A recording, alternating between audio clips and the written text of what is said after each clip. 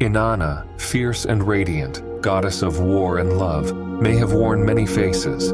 Ishtar, Astarte, Aphrodite, each a reflection of her divine duality, sensuality and wrath, creation and destruction, carried forward but never fully understood. Marduk's name echoed in Babylon, but in later ages, who did he become? Jupiter? Zeus? Or did his ambition fall into myth and warning?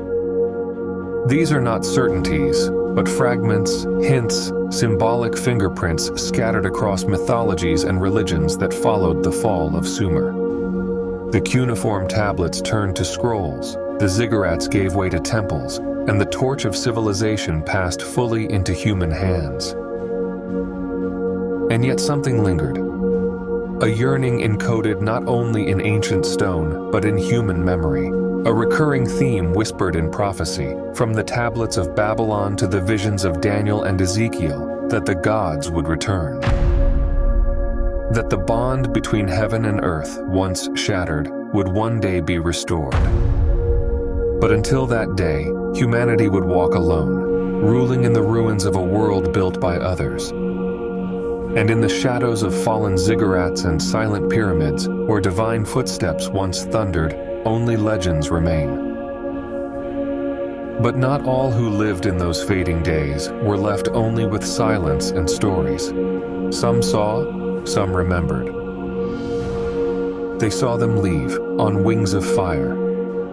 Even as the gods retreated from the world stage, a handful of ancient accounts preserve astonishing details. Details that suggest the departure of the Anunnaki was not merely spiritual or symbolic, but physical and observable. These are not myths handed down through generations, but first-person testimonies, eyewitness records inscribed by scribes and priests who lived through the gods' exodus. One of the most compelling comes from a priestess and royal figure, Adagupi, mother of Nabonidus, the last king of Babylon. In her autobiography, etched in stone and preserved in the Haran inscriptions, she describes her unwavering devotion to the moon god Sin, known to the Sumerians as Nannar, son of Enlil.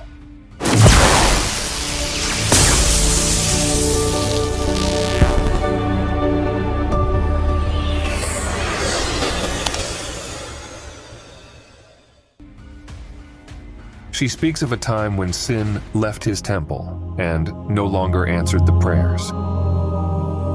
For decades, the sanctuary remained dormant until a sudden, unexplained return brought renewed offerings and visions. Adagupi's texts strongly imply that Sin's presence was not metaphorical. He returned to Haran, perhaps briefly, and then departed again, this time for good. The language is unmistakable. Sin did not die, he departed. What does it mean for a god to return physically, then vanish? The answer may lie in another text, this one from the Hebrew Bible, specifically the book of Ezekiel. It is here that we find one of the most mysterious and technologically suggestive visions in all of ancient scripture. Ezekiel, exiled in Babylon, describes the arrival of a whirlwind coming out of the north, a great cloud with flashes of fire and brightness all around it. From within the fire emerged 4 living beings with sparkling metallic bodies and wheels within wheels, mechanisms capable of multi-directional movement. Above them was a crystalline platform and on it a throne. This was not divine metaphor. Ezekiel described a structured mechanical craft.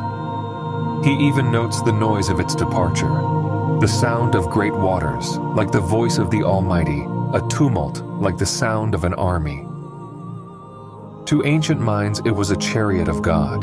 To modern ancient astronaut theorists, it was a spacecraft, an advanced vehicle used by the Anunnaki. And perhaps Ezekiel was witnessing not the arrival, but the final departure of these gods, ascending into the heavens just as they once descended. This interpretation gains strength from similar descriptions in Babylonian and Haranian records. In Haran, Inscriptions refer to Sin and other deities as taking to the sky in times of turmoil, riding the divine boat of heaven. Babylonian astronomical omens describe lights moving against the stars, fires in the sky, and thunderous sounds that descend and vanish.